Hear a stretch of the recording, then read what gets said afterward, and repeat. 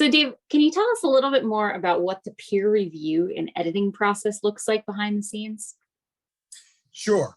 Well, first of all, let me state that reviewing is hard, uncompensated work. Very few reviewers get any sort of credit, either from their institution or anything in the way of monetary credit for doing this type of job. And that's why sometimes it can take a bit of time to find reviewers, because you're asking them to do something voluntarily for people that they do not know. So it sometimes part of the time involved in the whole review process is just finding the reviewers who agreed to review this particular submission.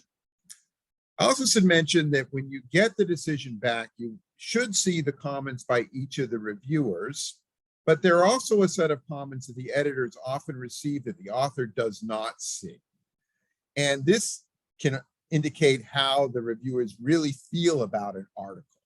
So sometimes I'll get an editorial comment saying, well, I really thought that this article should have been rejected, but it seems like it came from somebody more junior, so I'm going to give it a chance to go through a revision. Or there might be other types of comments like that. And often it helps the editor in making some kind of judgment about the submission. Often if you see any kind of delay in getting a decision back from the editor, this means there's a delay in getting a review back.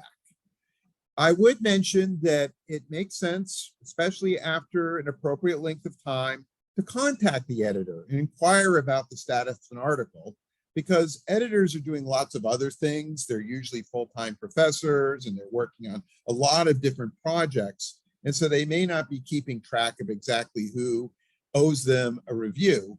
If you mention it to them, they might go back and say, oh yeah, that's I'll either chase that down, or maybe I'll look and see whether or not if I have enough reviews now to be able to render a decision.